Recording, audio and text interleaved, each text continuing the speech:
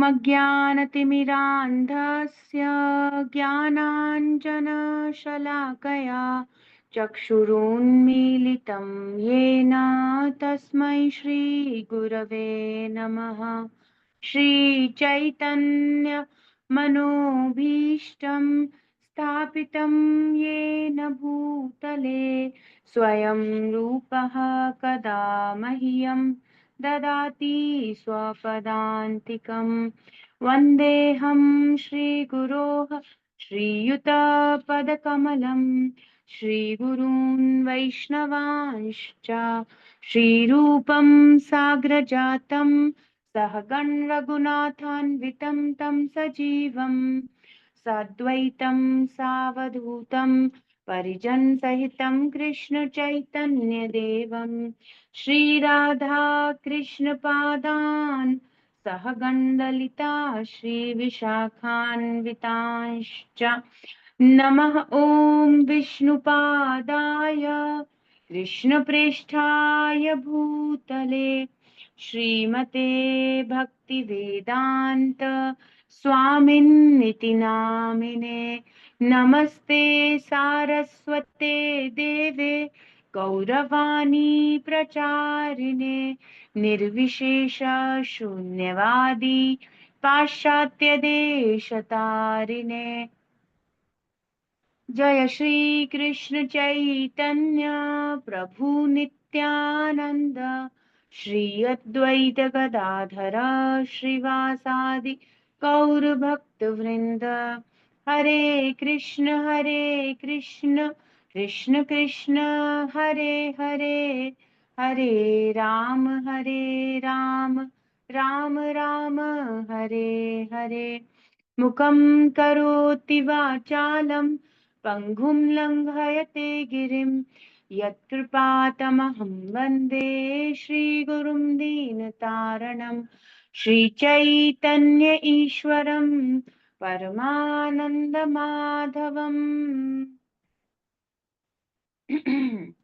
ॐ नमो भगवते नरसिंहाय नमस्तेजस्तेजसे आविराविर्भव वज्रनख वज्रदंष्ट्र कर्माशयान् रन्धय रन्धय तमो gross gross ॐ स्वाहा। अभयमभयमात्मनि भूयिष्ठ ॐ श्रौं। तो श्रीमद् भगवत गीता अध्याय 8 भगवत प्राप्ति अटेनिंग द सुप्रीम, और आज हमारा श्लोक संख्या है 6, श्लोक संख्या 6। तो कल हमने इसको लिया था थोड़ा सा, आज हम इसे कंप्लीट करेंगे और थोड़ा सा वापस से शुरू करेंगे समझने का, एक बार रिवीजन के तरीके से। तो अध्याय 8 श्लोक संख्या 6, तो भगवान क्या कह रहे हैं? यम यम वापि स्मरन् भावं त्यजत्यन्ते कलेवरं तं तमेवैति कौन्तेय सदा तद्भाव भावितः। शब्दार्थ अनुवाद तात्पर्य शिल प्रभुपाद जी के द्वारा। शिल प्रभुपाद की जय। तो हमने देखा था शब्दार्थ में यम यम, है ना। प्रभुपाद कह रहे थे वटेवर, जो कुछ भी, जिस जिस भाव का भी, वा अपि स्मरण, जिस किसी भाव का भी स्मरण करता है, और स्मरण करते हुए भावम त्यजति अंते कलेवरम, तो इस जीवन के अंत में जब वो जिस भी भाव का स्मरण करता है, उस भाव का स्मरण करते हुए जब शरीर छोड़ता है, तम तम एव एति, निश्चित ही 100% उसको वैसा ही भाव प्राप्त होता है। हे कुंती पुत्र कौन्तेय सदा तद्भाव भावितः, तो जिस भाव का स्मरण करके हम ये शरीर छोड़ते हैं, उसी भाव को आगे प्राप्त करता है ना। तो सब कुछ किस पर निर्धारित हो गया? अंतिम समय में हमारी चेतना कैसी है ना, हमारी चेतना कैसी रही, हमारे चित्त में क्या भाव रहा, वो महत्वपूर्ण हो गया। तो भगवान बता रहे हैं whatever state of being one remembers, when he quits his body, that state he will attain without fail. तो भगवान कह रहे हैं इसमें एव एव मतलब 100% यही होगा, निश्चित ही, सर्टेनली, इसमें कोई और दूसरी तीसरी बात है ही नहीं। तो इसको हमने पिछले श्लोक से थोड़ा लिंक किया, 5वें श्लोक से। तो भगवान वहां पर बता रहे थे, भगवान ने बताया, अंत काले च मामेव स्मरन् मुक्त्वा कलेवरम् यह प्रयाति समद्भावम याति नास्त्यत्र संशयः। तो उसमें प्रभुपाद जी ने बहुत सुंदर परपोर्ट में बात बताई कि हमें अशुद्ध अवस्था को शुद्ध करना होगा जब हम जीवित हैं। तो अभी जो हमारी अशुद्ध चेतना है उसको चेतोदर्पण मार्जन करना होगा, प्रतिदिन भक्ति के सिद्धांतों का, नियमों का जो शिल प्रभुपाद जी ने सिखाए हैं, है ना, उनका पालन करते हुए तब हम जब शुद्ध चेतना में शरीर छोड़ेंगे तो भगवत प्राप्ति होगी। जब भगवत चेतना, बेसिकली शुद्ध चेतना मतलब प्योरेस्ट भगवान श्री कृष्ण है, उनकी भावना से भावित होकर और उस भावना से भावित होने के लिए प्रतिदिन भक्ति की विधियों का, प्रैक्टिकल लविंग डिवोशनल सर्विस जो प्रभुपाद जी ने सिखाया है उसका पालन करना है ना, तो अभ्यास करना है। तो अब भगवान बता रहे हैं स्मरण भावम, है ना, जिस भाव का स्मरण कर रहा है। तो देखिए बहुत सुंदर परपोर्ट है, थोड़ा ध्यान देना है। The process of changing one's nature at the critical moment of death is here explained. तो प्रभुपाद कह रहे हैं मृत्यु के समय आपका स्वभाव बदलने की विधि का वर्णन है कि अब उसके बाद भौतिक देह हम कंटिन्यू करेंगे क्या, 84 लाख में जाना होगा क्या, ये भौतिक असत अचित निरानंद शरीर को कब तक कंटिन्यू करके ले जाना है, जीव की पर्सनल चॉइस है, वो चेंज हो सकता है सब कुछ। कृष्णा कॉन्शियसनेस में रिवर्सिबल है, हमारी बद्ध अवस्था को रिवर्स किया जा सकता है, बिल्कुल। हम आध्यात्मिक शरीर, आध्यात्मिक सच्चिदानंद स्वरूप को प्राप्त कर सकते हैं। तो एक मौका है जीव के पास, है ना। तो प्रभुपाद कह रहे हैं changing one's nature at the critical movement of death, उस क्रिटिकल मूवमेंट में जिसमें पता भी नहीं चलेगा, वो सारे क्रिटिकल मूवमेंट में इतना पावरफुल है कृष्णा कॉन्शियसनेस का प्रैक्टिस कि उस क्रिटिकल मूवमेंट में चेंज कर सकता है, वो सब कुछ चेंज कर सकता है, बहुत कुछ चेंज हो गया, है ना, अगर श्री कृष्ण का स्मरण हो सका। तो प्रभुपाद कह रहे हैं जो व्यक्ति अंत समय में श्री कृष्ण का चिंतन करते हुए शरीर का त्याग करता है उसे परमेश्वर का दिव्य स्वभाव प्राप्त हो जाता हम्म है ना। तो कह रहे हैं किंतु यह सत्य नहीं है कि यदि कोई मृत्यु के समय कृष्ण के अतिरिक्त और कुछ सोचता है तो उसे भी दिव्य अवस्था प्राप्त होती है।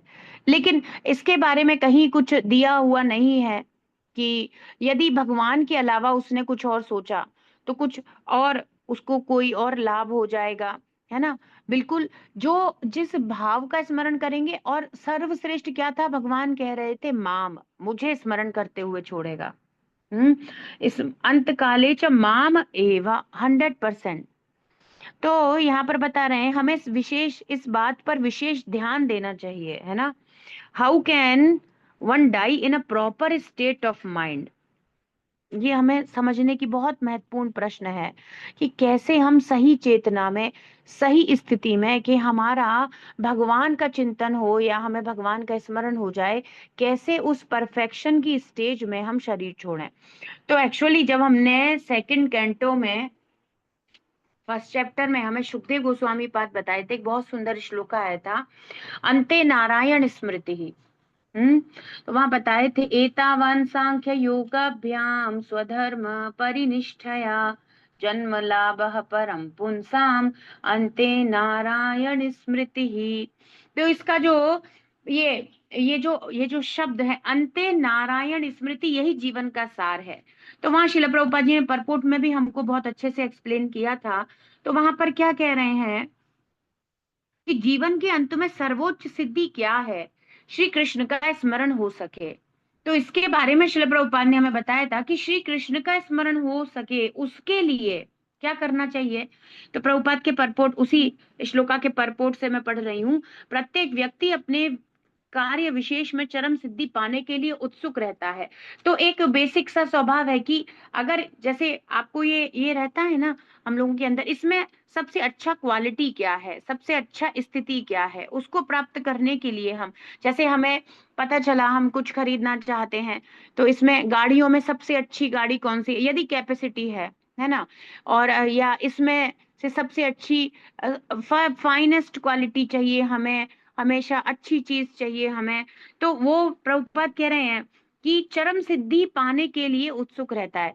तो एक्चुअली जब जितने भी बच्चे हैं जो पढ़ाई कर रहे हैं, कोई भी बच्चा जो थोड़ा बुद्धिमान है, वो ये नहीं सोचेगा कि मैं लास्ट रैंक आए उसके लिए पढ़ रहा हूँ, या थर्ड आ जाए, या 10th आ जाए। हर कोई प्रयास करता है फर्स्ट रैंक का, सर्वोच्च का प्रयास करते हैं, ये हमारे अंदर इनबिल्ड सा है ना।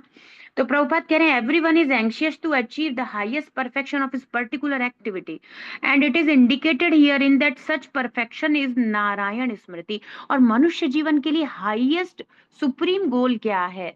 तो इस श्लोक में सुखदेव गोस्वामी कहते हैं कि अंते नारायण स्मृति हाईएस्ट गोल है ह्यूमन लाइफ का, हाईएस्ट गोल है ह्यूमन लाइफ का।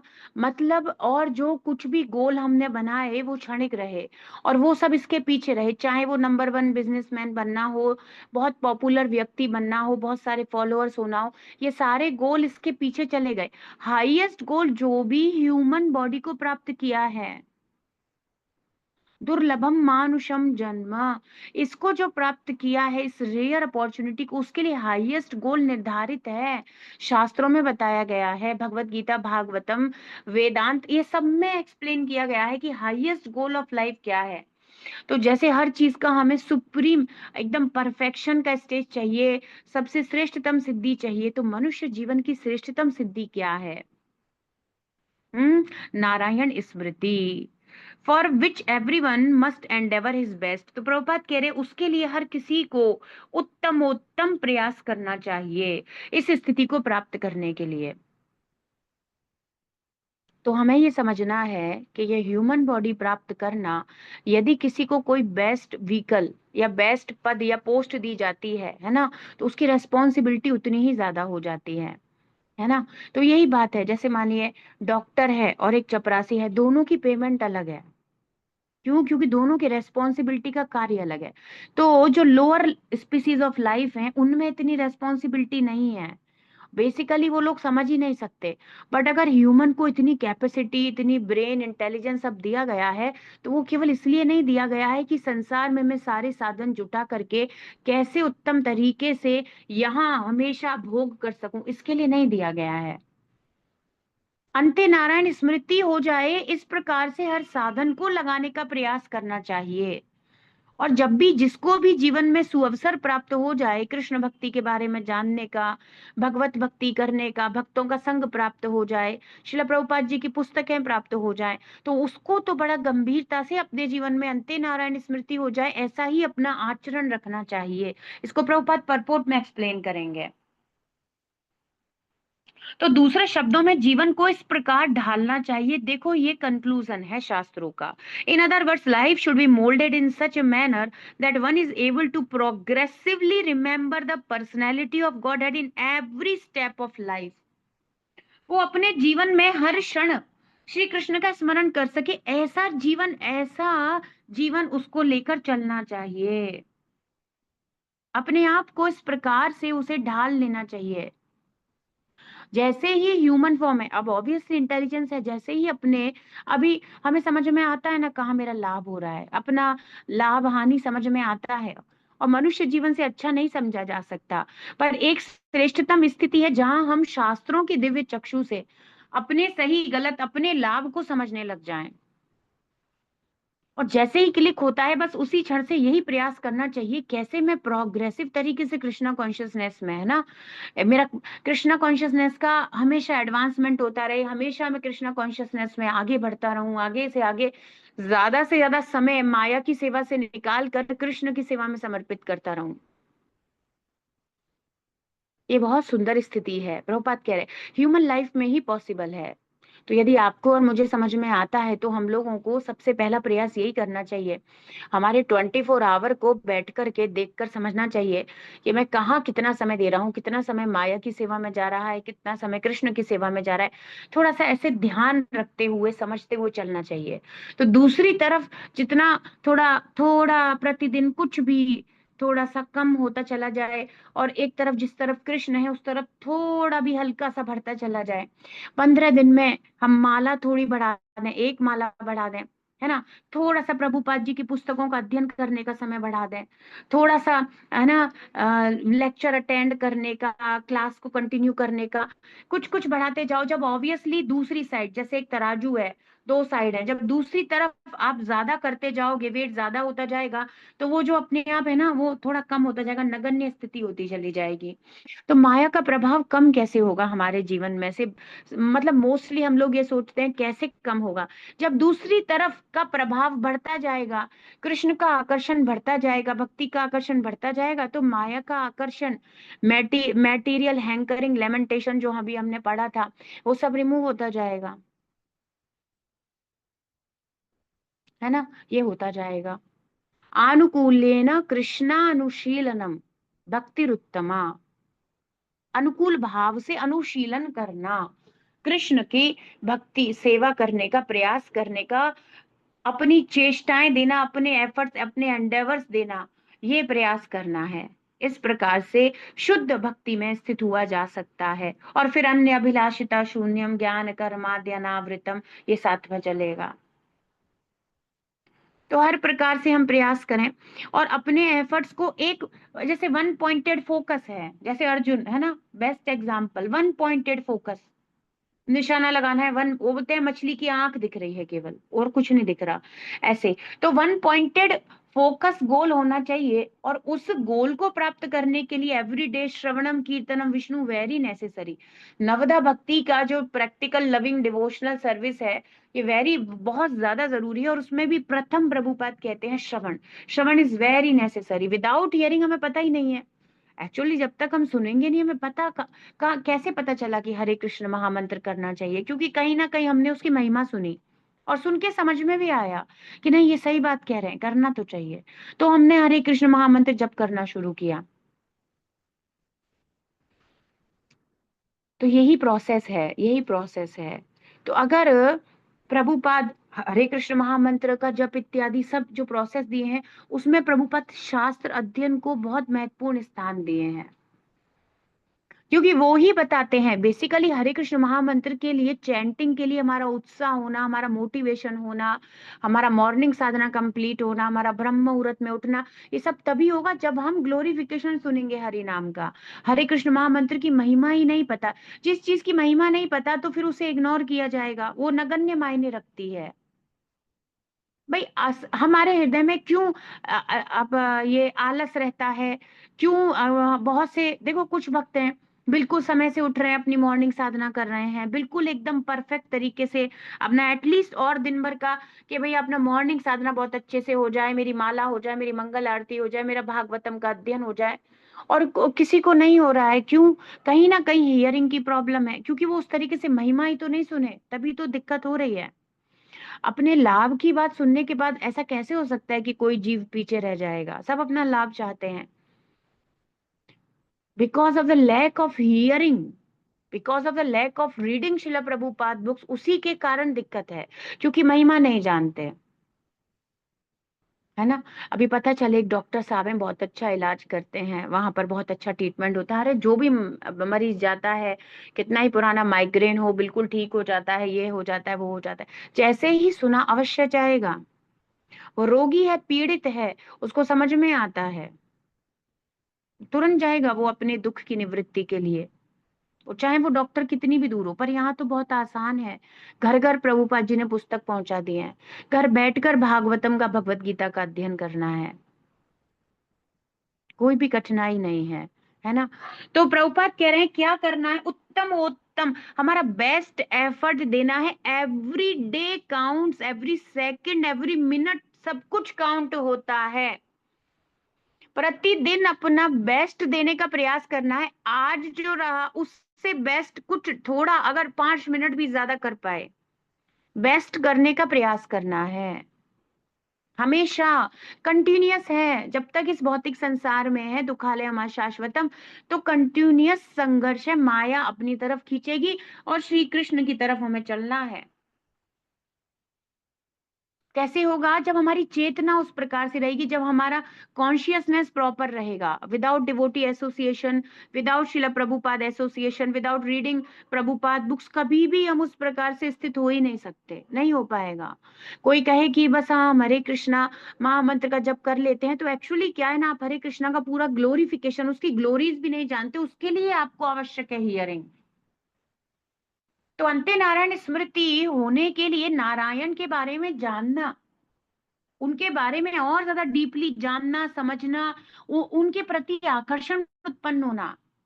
और अभी कुछ दिन पहले हमने कोट बनाया था, तो उसमें हमने पढ़ा था, वन पॉइंटेड फोकस अटेन करने के लिए प्रभुपाद कहते हैं मस्ट हियर भगवत गीता, जरूर सुननी है। भगवत गीता भागवतम जैसे शास्त्रों का श्रवण करना अत्यंत आवश्यक है, यदि हम एक निष्ठ होकर भक्ति करना चाहते हैं। तो प्रभुपाद कह रहे थे कृष्ण की महानता को समझने में किसी प्रकार की लापरवाही नहीं करनी चाहिए। बहुत सारे कॉमन स्टेटमेंट है, भगवान महान है, अरे वे परम है, और या वे ये है वो है, ऐसे बोल देंगे, हम जानते हैं हम जानते हैं। प्रभुपाद कहते हैं नहीं,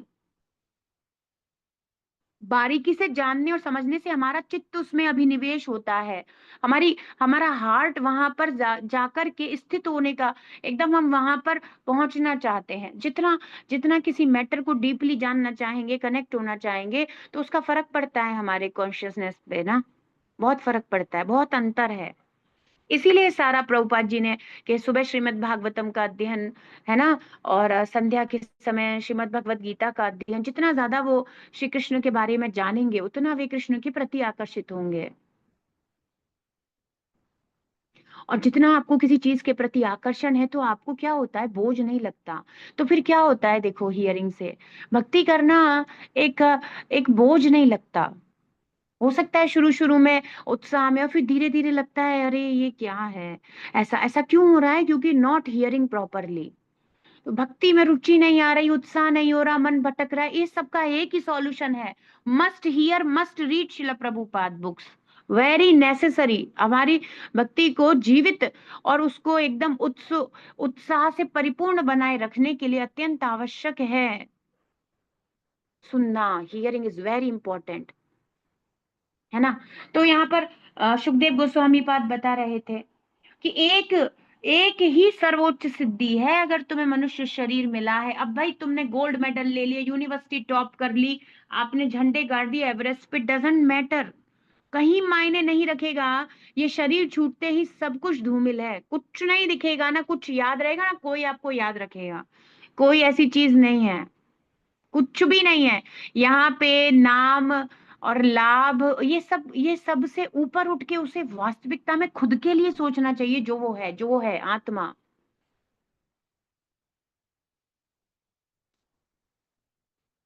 प्रहलाद महाराज कहते हैं कि, और नारद जी भी बताते हैं श्रीमद् भागवतम में, उन्हीं के शिष्य हैं प्रहलाद महाराज, तो यही बात कहते हैं कि ये तो कालक्रम में अपने आप स्वाभाविक रूप से जो लाभ होना है, जो यश, जो कुछ भी तुम्हारे को प्राप्त होना है, वो तो हो ही जाएगा। एफर्ट तुम्हें करना है उस पंचम पुरुषार्थ भक्ति के लिए, जिससे हम बहुत बहुत समय से श्री कृष्ण से विमुख हैं।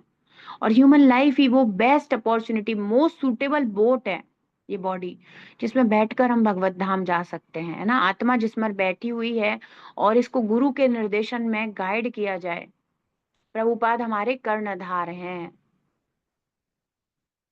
कैप्टन, गुरु कर्णधारम, है ना। प्रभुपाद हमारे कैप्टन है ना। तो यहाँ पर बता रहे हैं, तो सर्वोत्तम प्रयास करना चाहिए उस जीव को कि वो अपने आप को प्रोग्रेसिवली, अच्छे तरीके से, पॉजिटिवली कृष्णा कॉन्शियसनेस में रखते हुए आगे बढ़े। इससे क्या होगा, बहुत हेल्प हो जाएगी, है ना। तो देखिए प्रभुपाद जी क्या कह रहे हैं परपोर्ट में, तो फिर कोई मन की सही अवस्था में किस प्रकार मरे, है ना, ये सबसे ज्यादा जरूरी बात है। क्योंकि एक्चुअली जरूरी क्यों है, क्योंकि सबको मरना है, इसीलिए बहुत जरूरी, मोस्ट इंपॉर्टेंट पॉइंट हो गया ये। क्यों? क्योंकि जो भी देख रहे हो उसका क्षय होना ही है। यदि कोई, है ना, अचर या चर कोई भी वस्तु है, सबको एट लास्ट उसका डिके या कुछ ना कुछ होना ही है। और यदि जीव है जो शरीर धारण किया है, भौतिक जो कुछ भी आप देख रहे हो, पशु पक्षी जानवर मनुष्य कुछ भी, सबको छोड़ना है ये शरीर। तो ये एक अल्टीमेट ट्रुथ हो गया ना, ये एब्सोल्यूट हो गया। तो भगवान कह रहे हैं जातस्य ही ध्रुवम मृत्यु, जिसने भी जन्म लिया है उसकी मृत्यु होना निश्चित है, क्योंकि जन्म शरीर का होता है, आत्मा का तो कोई जन्म होता नहीं है। तो इसका उपयोग कर लेना चाहिए अच्छे से अच्छा, है ना। तो वो क्या है, वो बता रहे हैं कि एक उदाहरण दे रहे हैं श्रीमद् भागवतम से। महापुरुष होते हुए भी महाराज भरत ने मृत्यु के समय एक हिरण का चिंतन किया। तो फिफ्थ कैंटो श्रीमद् भागवतम में महाराज भरत की, जिनके नाम पर हमारे इस भारत का नाम पड़ा है, भारतवर्ष, महाराज भरत के कारण, प्रभुपाद जी बताते हैं परपोट में, उनके कारण इस भारत का नाम भरत, इस को भारतवर्ष कहा जाता है, भारत कहा जाता है उन भरत के नाम के कारण, जो भगवान ऋषभ देव के पुत्र हैं, है ना। तो कह रहे हैं वे तो शुद्ध, एकदम शुद्ध स्थिति में भाव अवस्था में थे, है ना। तो बता रहे हैं, देखिए उनके बारे में प्रभुपाद जी बता रहे हैं कि महाराज भरत ने मृत्यु के समय एक हिरण का चिंतन किया और अगले जीवन में हिरण के शरीर में उनका देहांतरण हो गया। अंत समय में क्या हुआ कि वो जो कॉन्शियसनेस थी एक डियर के प्रति बहुत ज्यादा झुकाव हो गया, अट्रैक्टेड हो गई, जबकि अपना सुंदर पत्नी, धन, पुत्र इत्यादि सुंदर सब कुछ, अच्छा राजपाट त्याग कर संन्यास ले लिए, सब छोड़ दिए, और बहुत ही कम आयु में, युवावस्था में ही, है ना। एक होता है छूट गया हम जैसे लोगों का क्या है, जो कुछ भी व्यवस्था है, जब वो छूट जाता है, वृद्धावस्था आती है, तो भी वो छीना जाता है, खींचा जाता है, अब शरीर नहीं चल रहा, तो वो कुछ शायद कुछ वैराग्य या विरक्ति, और वो भी होती नहीं है स्वाभाविक, जिसने जीवन भर भक्ति नहीं करी उसमें वो भी नहीं आएगी। तो हम लोगों का तो सब अलग है, खींचातानी। प्राक शरीर विमोक्षणात्, शरीर को छोड़ने से पहले शरीर की आसक्ति छोड़ दे वो व्यक्ति बुद्धिमान है, भगवान भगवत गीता में बताते हैं, हमने पढ़ा है ना पहले। तो भरत महाराज तो खुद ही हर प्रकार से निरासक्त एकदम वैराग्य लेकर के चले गए। पर क्या दिक्कत हो गई, प्रभुपाद कह रहे हैं Maharaj Bharat thought of a deer at the time of death and so was transferred to that form of life, वही प्राप्त हो गया। तो ये हैंस प्रूव्ड, एकदम भगवान कह रहे हैं कि बिल्कुल एकदम निश्चित बात कर रहा हूं मैं अर्जुन, तो उसका उदाहरण प्रस्तुत है शास्त्रों में, है ना। तो प्रभुपाद कह रहे हैं as however as a dear Maharaj Bharat could remember his past activities, of course the, तो शिला प्रभुपाद कह रहे हैं कि क्या हुआ वहां पर, यद्यपि क्योंकि उन्होंने पूरे जीवन भर भक्ति का अभ्यास किया है, तो उससे उनको एक रक्षा प्राप्त हुई, उन्हें सब कुछ स्मरण रहा, वो मृग के शरीर में रहे, पर चेतना क्या रही, सब कुछ याद रहा, सब कुछ याद रहा, क्या हुआ और अभी क्या है। और इसके प्रकार से बताया भी गया, ऐसा वर्णन आता है कि वो इसके लिए थोड़ा गिल्ट और ऐसा दोष महसूस करते थे, और जब वो जड़त भर के जड़ भरत के रूप में अगला भी जन्म उनको जब प्राप्त हुआ इस मृग के शरीर के बाद, तो भी उनको रिमेम्बर था कि क्या क्या हो चुका है, मैं हिरण के विचारों के कारण और हिरण का शरीर भी प्राप्त कर चुका हूँ। ये सब जानने और समझने के बाद वो जड़ भरत के रूप में स्थित हो जाते हैं। जड़ मतलब कहीं कोई पूछ रहा है तो उसका कोई रिप्लाई नहीं दे रहे, कुछ नहीं कर रहे, जड़ हो गए बिल्कुल। लोग कहते थे मूड है, इसको कुछ नहीं समझ में आता, मूर्ख है, इसको कुछ नहीं पता, ऐसा व्यवहार करने लगे। क्यों? तो वहां पर वर्णन आता है श्रीमद् भागवतम में, क्योंकि वे जानते थे एक बार धोखा होने के बाद अब बहुत अटेंटिव अलर्ट रहना है। अब हमारी दिक्कत क्या है ना, कि हमें तो कुछ मेमोरी है नहीं, पर कृष्णा की कृपा से उनको ये मेमोरी, ये आशीर्वाद के रूप में प्राप्त हुआ कि वो हमेशा अलर्ट रह सके,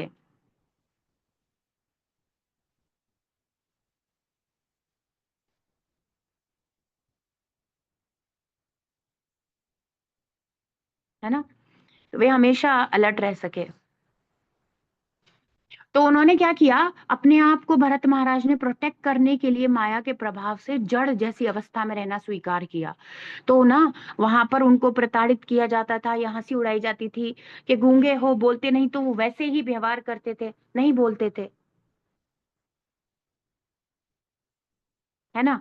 और वहां पर ना वो उनको ऐसे बताया गया है, भोजन इत्यादि में किसी भी प्रकार का बचा हुआ, झूठा, जला हुआ, कैसे भी तरीके से व्यवहार करते थे, वे सब चुप रहते थे। और वो फिर वो जो आता है लीला बहुत सुंदर, कि वो लोग उठा उठा के ले जाते हैं बलि देने के लिए काली के सामने, तो भी वो चुप ही रहते हैं, एकदम पूर्ण समर्पण में स्थित। ऐसा नहीं है कि वो कोई समझ ना समझ या अल्पज्ञानी व्यक्ति हो। फिर महाराज रहुगण आते हैं और शिक्षा, वो भी एक पूरी लीला है, कैसे मिलते हैं और शिक्षा ग्रहण करते हैं और गुरु स्वीकार कर लेते हैं, समर्पण एकदम, कहते हैं आपके जैसा तो मुझे कोई, इस प्रकार से तो मुझे कोई मिला ही नहीं, इतना मर्मज्ञ शास्त्रों का और एकदम इस प्रकार से दिव्य ज्ञान को देने वाला आप मुझे गुरु स्वीकार कर लीजिए, और क्षमा मांगते हैं। तो महाराज जड़ भरत ना जंगल में घूम रहे होते हैं, तो रहुगण जो राजा होता है ना, उनकी पालकी जा रही होती है, तो एक व्यक्ति जो पालकी उठाने के लिए चार चाहिए, तो वो एक की कमी हो जाती है। तो कुछ सैनिक जाकर के जड़ भरत हट्टे कट्टे होते हैं और उनको पकड़ लाते हैं, कहते हैं "लो, महाराज की पालकी उठाओ" ऐसे। तो वो चल रहे होते हैं, तो जड़ भरत महाराज भक्त हैं, तो वो ना नीचे देखते हैं चींटी वगैरह होती हैं, तो वो थोड़ा कभी आगे कूद जाते, थोड़ा कभी रुक जाते, तो राजा की पालकी हिल रही है। अब राजा को नहीं पता था, तो क्रोधित हो जाता है, अरे क्या कर रहे हो, तुम्हें दिखता नहीं है क्या, ये क्या कर रहे हो, इतनी दिक्कत हो रही है। और पता नहीं क्या क्या कहता है उनको, क्योंकि वो उनकी स्थिति नहीं जानता था, वे बोलते नहीं थे, एकदम मौन रहते थे, जड़ के समान रहते थे, ऐसे होना, ऐसे हो गए थे। उन्होंने कहा अब की बार माया के और ये सारे चीजों में नहीं जाना है, केवल कृष्ण का स्मरण करना है और बाहर जाना है ना। इस प्रकार से उन्होंने अपना आचरण कर लिया था। फिर जब राजा क्रोधित हो जाता है बहुत ज्यादा, तो फिर वो रुकवा देता है और कहता है, ऐसे वैसे कुछ बोलता है, तो वो उत्तर देते हैं। वो उत्तर सुन के राजा, अरे आप इतनी ऐसे क्या, मतलब इतना ज्ञान रखते हैं। फिर वो कुछ क्वेश्चन भी पूछता है, उसके उत्तर भी जड़ भरत जी दे देते हैं बहुत सुंदर से।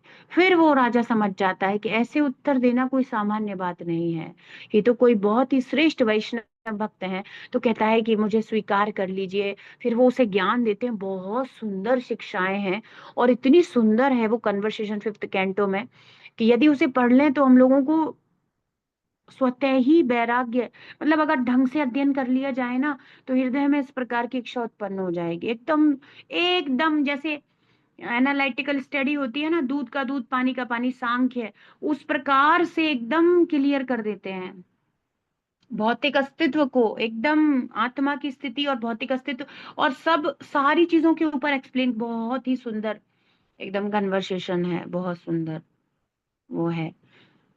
तो वो पूर्ण ज्ञान में स्थित थे और एक बहुत श्रेष्ठ महाभागवत थे, और फिर भी वे ऐसे जड़ जड़ होकर रहना स्वीकार कर लिए, क्योंकि उन्हें समझ में आ गया पहले क्या दिक्कत हुई है। तो उन्हें स्मरण रहा, यही भगवान की कृपा रही। यद्यपि हिरण के रूप में उन्हें विगत कर्मों की स्मृति थी, किंतु उन्हें पशु शरीर धारण करना ही पड़ा।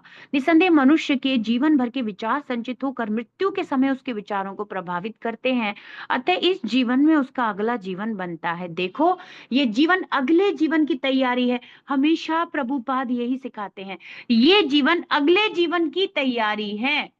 अब जो जीवन है वो पूर्व में किए हुए अनुसार है, पर क्योंकि अब इस जन्म में हमने हमने अपनी चॉइसेस को थोड़ा चेंज करके कृष्ण की तरफ चलने का प्रयास किया है, तो सब कुछ परिवर्तित हो रहा है, बहुत कुछ परिवर्तित हो गया है। हम लोग इमेजिन नहीं कर सकते कितनी चीजें आनी थी, कितने कर्म, कितना सब कुछ हमारे जीवन में होना था, हम लोगों को एहसास भी नहीं होता भगवान की कृपा से। नेहा विक्रम नाशवस्ति प्रत्यवायो न विद्यते, भगवान कहते हैं कुछ नहीं है, कुछ नहीं है। त्रायते महतो भयासो अल्पम अप्यस्य धर्मस्य त्रायते महतो भयात, भगवान कहते डोंट वरी माँ शुचा, don't worry, just surrender unto me, don't worry. ये जो हम लोग आसानी से भक्ति कर पा रहे हैं प्रतिदिन, यदि कोई भक्त अपनी साधना कर पा रहे हैं, माला कर पा रहे हैं, प्रभुपाद के बताए हुए नियमों और जो उपदेश है उनका पालन कर पा रहे हैं, ये सब प्रभुपाद की कृपा, एक शुद्ध भक्त की कृपा। इसमें प्रभुपाद ये एक्सप्लेन करेंगे, है ना। तो उन्हें सारे सब चीजों की स्मृति थी, और ये कितना बड़ा कंक्लूजन है, देखो जीवन भर जो किया है। तो अगर कहें कि कोई ऐसी चीज जो हमें कभी पता ही नहीं है, जैसे कोई ऐसे देश का नाम है जो आपने कभी सुना ही नहीं, तो जैसे बोला जाए नीदरलैंड, हमें नहीं पता, कोई किसी को नहीं पता हो, या कुछ ऐसे देश है, बहुत सारे हैं तो जिनके बारे में ना सुना ना जाना, कॉमन है, अमेरिका बोलते ही आपको एक छवि बनेगी, पता चलेगा। पर एक ऐसा नाम लिया जाए जो आपने कभी नहीं सुना, तो ना तो कल्पना कर सकते हो लोग कैसे हैं, वहां का क्या सिस्टम है, क्या धनराशि चलता है, हम हमें नहीं पता चल पाएगा वहां के बारे में, वेदर कैसा, कुछ नहीं छवि बनेगा। तो जो जीवन भर किया नहीं उसका स्मरण होगा भी नहीं। अब जो लोग ये कहते हैं ना, अंत समय में चलो भगवान का नाम ही तो लेना है, देख लेंगे अंत समय में क्या जरूरत है अभी से युवावस्था से भक्ति करने की, क्या आवश्यकता है, बाद में देखा जाएगा, तो वो बात तो कभी आता ही नहीं है। क्योंकि जीवन भर जो देखा है, सुना है, जो किया है, वो ही स्मरण होगा। अंत समय में भी आपका चित्त इन भौतिक आसक्तियों से कैसे ओवरकम होगा, जब समय रहते हुए हमने भक्ति नहीं करी। जब स्वस्थ शरीर है, समय है, कृष्ण की कृपा से साधन भी प्राप्त हो रहा है, और अब तो ऑनलाइन क्लासेस होती हैं, है ना, जपा भी होता है, प्रभुपाद जी की पुस्तकें अमेजोन से भी अवेलेबल हैं, बताओ और कितना आसान हो सकता है कि श्री कृष्ण भक्ति को और कितना आसान करेंगे कलयुग में। पहले तो भगवत गीता महात्म्य इत्यादि में बताया गया है कि भगवत गीता का ऐसे ऐसे एकदम ओपनली जो हमें प्राप्त हो रही है ना, एकदम एज इट इज यथारूप, ऐसे नहीं था। वो अध्ययन करने के लिए ऋषि मुनियों के आश्रम में जाना होता था, और वो भी कोई पर्टिकुलर सर्च करना होता था जिन्हें उस प्रकार का ज्ञान होता था। तो राजा वगैरह ऐसे बड़े बड़े लोग भी सर्च करते थे और फिर जाकर के अध्ययन, और बहुत बड़ी बड़ी सर्चेज होती थी, ऐसा आसान भी नहीं था प्राप्त हो जाना। और अब इतना इजीली सब कुछ हो गया है, तो हम लोगों को तो बहुत इजी है। तो कलयुग जैसे कठिन युग में भगवान बहुत इजी कर दिए हैं। और मोबाइल वगैरह जितनी टेक्नोलॉजी, इंटरनेट, ये सब कुछ मानव की कृष्ण भावना अमृत में सहयोग करने के उद्देश्य से ही भगवान दे रहे हैं, वरना क्या अर्थ है इस प्रकार की चीजों का।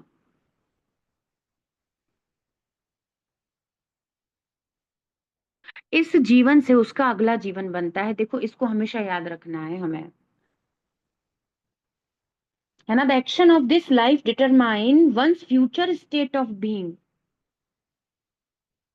तो कृष्ण बोलो, कृष्ण सुनो, है ना, यही करो, श्रवणम कीर्तनम विष्णु स्मरणम, बस ये करना है, बस यही करना चाहिए। फिर हम कुछ और क्यों करें, जब लक्ष्य श्री कृष्ण है। तो जिसको समझ में आ गया वो नवदा भक्ति के अलावा कुछ और क्यों करेगा, जो प्रभुपाद ने बताया है प्रैक्टिकल डिवोशनल सर्विस के अलावा कुछ और क्यों करना चाहेगा। तो उसको तो पता चल गया कि जीवन का लक्ष्य। तो यदि हम भक्ति को उपेक्षा कर रहे हैं, या आलस, प्रमाद, या कुछ भी, तो मतलब अभी हमें समझ में नहीं आया तो और अध्ययन करो, फिर कोई कहेगा माता जी कैसे समझ में आएगा, और अच्छे से हियरिंग करिए, और अच्छे से डीपली शिल प्रभुपाद जी की पुस्तकों का अध्ययन करिए, समझ में आएगा, प्रभुपाद की कृपा से अवश्य समझ में आएगा, है ना। अगर कोई इस जीवन में सतो गुणी होता है और निरंतर श्री कृष्ण का चिंतन करता है, तो संभावना है कि यही संभावना है कि मृत्यु के समय उसे श्री कृष्ण का स्मरण बना रहेगा।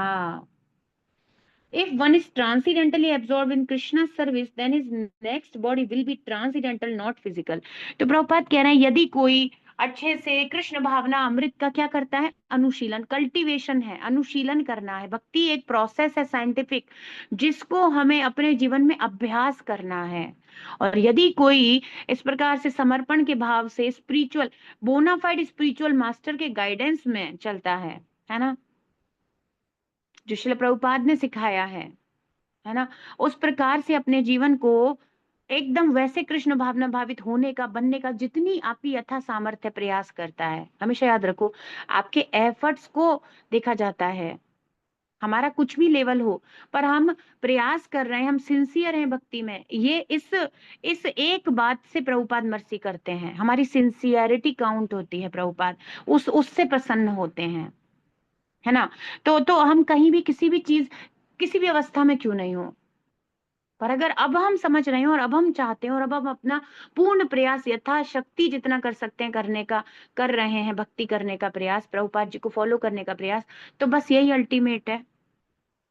तो प्रभुपाद कह रहे हैं यदि कोई दिव्य रूप से श्री कृष्ण की सेवा में लीन रहता है, तो उसका अगला शरीर दिव्य ही, आध्यात्मिक ही होगा, भौतिक नहीं होगा। तो अंते नारायण स्मृति हो जाए, उसके लिए जीवन भर नारायण की स्मृति रखनी है।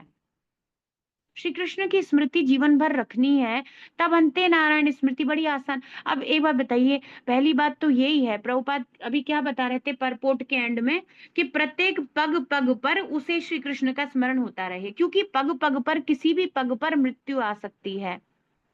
तो कोई कहे कि बाद में, ऐसे पता नहीं है ना। तो प्रभुपाद कहते हैं परीक्षित महाराज तो बहुत सौभाग्यशाली हैं कि पता है कि 7 दिन बाद मृत्यु आएगी। आपको मुझको 7 सेकंड, 7 घंटे, 7 मिनट, 7 दिन, 7 महीने किसी चीज के बारे में नहीं पता। इसीलिए डेली करना है, हमेशा करना है, और निरंतरता से करते रहने का प्रयास करना है, कि हम हर तरीके से हमेशा तैयार रहें, कि अब कोई भी क्षण हो हमारी चेतना उस प्रकार से रहे। और वही बात है, जो सुना नहीं, जो जाना नहीं, जो समझा नहीं, जिसे समय नहीं दिया, उसका चिंतन या स्मरण पूरे दिन होगा नहीं। वो होगा नहीं तो उस समय भी नहीं होगा ना, क्योंकि वो कोई ऐसा तो नहीं है बता दिया जाएगा कोई लाउड स्पीकर लगा के कल है तुम्हारा, नहीं बताया जाएगा। और वो तो सडन ही एग्जाम होता है कृष्णा का, मृत्यु रूपी। तो उसके लिए तो रोज ही प्रिपरेशन चाहिए, ताकि जब भी आए तुरंत हम एकदम तैयार हैं, कोई दिक्कत नहीं है। आज हमने सुबह भागवत का अध्ययन कर लिया, मेरी 16 माला पूरी हो गई, मैंने अपने अर्च विग्रहों की सेवा कर ली, मंगल आरती कर ली, उसका कुछ कुछ स्मरण क्या पड़ा था, है ना, ऐसे ऐसे कुछ स्मरण रखने का जब हम प्रयास करेंगे, है ना, उस प्रकार से और ज्यादा जब सुनते हैं तो और ज्यादा आकर्षण होता है। भागवत तो है ही ऐसे कि इस और ज्यादा उसका मन उसमें समाहित होता है, और ज्यादा स्मरण, और ज्यादा अट्रैक्टेड होगा कृष्णा की तरफ, तो वो चेतना रहती है, वो कॉन्शियसनेस उसके साथ रहेगी। ये अभ्यास रोज करना है ना। तो प्रभुपाद कह रहे हैं, अतः जीवन के अंत समय में अपने स्वभाव को सफलता पूर्वक बदलने के लिए क्या बताया है। 5वें श्लोक के परपोर्ट में भी प्रभुपाद यही कहे हैं, और छठे श्लोक के परपोर्ट में भी यही कंक्लूजन दे रहे हैं, हरे कृष्ण कृष्ण कृष्ण हरे हरे, हरे राम राम राम हरे हरे का जप करना सर्वश्रेष्ठ विधि है। क्या होगा, जो हमारा हार्ट अनक्लीन है, धूल जम गई है, वो तो प्योरीफाई होगा, और ज्यादा गंदा अब नहीं होगा। और जीव भी प्रयास करेगा रोज सुबह उठकर, अपनी नींद जैसी अनमोल वस्तु, वो ही कीमती है सबके लिए, उसको छोड़कर यदि भक्ति कर रहा है तो प्रयास ये भी करेगा कि मैं कचरा साफ करने के लिए रोज मेहनत कर रहा हूँ, है ना, कुछ तपस्या तो लगी रहा है, तो मैं गंदा ना करूं, ऐसा भी। और धीरे धीरे जब क्लीन होता जाएगा, चॉइसेस चेंज होती जाएंगी, सतोगुण में अपने आप हम स्थित होने लग जाएंगे, वो एक्टिविटीज को पसंद करेंगे। और हो रहा है ना हम सबके जीवन में, हम कुछ दिन पहले बात कर रहे थे, बहुत सारी चीजें छूट गई, बहुत सारी आदतें छूट गई, बहुत सारे संग, बहुत सारे लोग, बिल्कुल सब कुछ चेंज हो गया। आप देखेंगे तो कुछ समय में ही, बहुत जल्दी यदि कोई गंभीरता से कृष्णा कॉन्शियसनेस को फॉलो करता है, तो बहुत जल्दी ही आसपास सब कुछ बदल जाएगा, पहले जैसा नहीं रहता कुछ भी। उसका प्रेफरेंस, उसके चॉइसेस सब चेंज हो जाता है, और सब कुछ एकदम चेंज हो जाता है, मींस बहुत ही सुंदर तरीके से चेंज हो जाता है, बहुत ही अच्छे तरीके से हो जाता है, ब्लिसफुल हो जाता है लाइफ, बहुत ही पीसफुल हो जाता है। और कंफ्यूजन वगैरह सब, दृष्ट एवात्मनीश्वरे विद्यते हृदय ग्रंथि छिद्यन्ते सर्व संशय, सारे संशय खत्म हो जाते हैं। तो हमें डाउट क्यों हो रहा है, क्योंकि हम हियरिंग नहीं कर रहे प्रॉपर, हमारा फोकस क्यों नहीं हो पा रहा, क्योंकि हमें जीवन का जो लक्ष्य है ना, अभी वो कहीं ना कहीं एग्जैक्टली अंते नारायण स्मृति, नारायण है, श्री कृष्ण है, ये समझ में नहीं आया है, तभी कंफ्यूजन है, वरना क्या दिक्कत है। तो हरे कृष्णा चैंटिंग से ही सारे डाउट सब कुछ क्लियर हो जाएगा, एकदम प्योर स्थिति में हम स्थित रहने लग जाएंगे, और फिर भक्ति के लिए प्रयासरत हो जाएंगे, भक्ति में ही अपना मेन एफर्ट देना चाहेंगे। और अपने जो भी कार्य हमारे हैं, स्थान है, स्थिति, जो भी स्थिति है हमारा, जो भी लाइफ है, जो भी चैलेंजेस है, वो सबके साथ भी हम कृष्णा को कनेक्ट करते चले जाएंगे, कर्म योग बन जाएगा, वो खाली एक कर्म ना रहकर कर्म योग, भक्ति योग बन जाएगा। हर प्रकार से प्रभुपाद एक्सप्लेन किए हैं, मतलब ऐसा कोई स्कोप नहीं है कि कोई बिना कृष्ण के रह जाए, ये बहुत बड़ा चैलेंज है एक्चुअली। प्रभुपाद जी जो सिखाए हैं, उसको जानने और समझने के बाद ये बहुत बड़ा, मतलब असंभव है बेसिकली, कैसे कोई कृष्ण भावना भावित या कृष्ण का स्मरण ना कर सके। अगर हम वास्तविकता में शिल प्रभुपाद जी की टीचिंग्स को समझ जाते हैं, तो फिर ये टाइम, वो क्षण निकालने कठिन है जिनमें आपको स्मरण ना हो, क्योंकि एकदम लाइफ ऐसे ही सेट की गई है। सुबह उठना, माला करना, मंगल आरती करना, भागवतम अध्ययन, अपने ठाकुर जी अर्च विग्रह की सेवा करना, फिर यदि गृहस्थ जीवन में वो धन अर्जित करते हैं तो भी जाना, और उस हर कार्य को श्री कृष्ण से संबंधित उनकी कृपा को समझते हुए, उनको समर्पित करते हुए, और उसमें अपनी चेतना को भगवान में स्मरण करते हुए, रखते हुए, सब विधियां प्रभुपाद सिखा रहे हैं प्रतिदिन हमें। और घर के भी जो कार्य हैं वो सब हम बात ही करते रहते हैं, माता जी लोग हैं तो कृष्ण का है ऐसे समझते हुए वो घर में झाड़ू ही लगा रही हैं, पर वो दिव्य एक्टिविटी हो गई, बिकॉज वो जानती हैं घर के ठाकुर भगवान है, श्री कृष्ण है, उनके घर को साफ कर रही हूँ। तो हर प्रकार के कर्म को श्री कृष्ण से जोड़ा जा सकता है, कर्म योग प्रभुपाद जी सिखा दिए। तो ये जो प्रैक्टिकल तरीका बताया है ना, इस बहुत सारी संभावनाएं, बल्कि इतनी है कि माया को स्थान ढूंढना पड़े, अगर कोई अच्छे से फॉलो करे तो माया सोच रही कहाँ से प्रवेश करें, ऐसा स्थिति है। If we follow, even if we try to follow Prabhupada, हाँ यही होगा, भगवान के अलावा कुछ और समय मिलेगा ही नहीं, ऐसा ही सब पैक्ड है। और इवनिंग में आपका संध्या रहेगा, आरती रहेगा, और फिर भगवान का भगवत गीता का अध्ययन वगैरह करेंगे, ये सब फिर कहाँ है? तो सुबह उसको इसलिए उठना है क्योंकि माला करनी है, तो जगह कहाँ है उसके उसके पास टाइम कहाँ है? और यदि टाइम है और हम वेस्ट कर रहे हैं, इसका मतलब आप समझ नहीं रहे, आप प्रभुपाद जी की पुस्तकों को अच्छे से गंभीरता से अध्ययन नहीं कर रहे हो, तभी तो टाइम बच रहा है, इतना सारा बचना ही नहीं चाहिए, कंटिन्यूअस होना चाहिए, और होता है और हो जाएगा प्रभुपाद कृपा से, है ना। तो आज हमारा ये श्लोक कंप्लीट हुआ। आप सभी का आने के लिए धन्यवाद, सभी को प्रणाम। विश्व गुरु शिल प्रभुपाद की जय। श्री श्री राधा वृंदावन चंद्र भगवान की जय। निताय गौर प्रेमानंदे, हरि हरि बोल।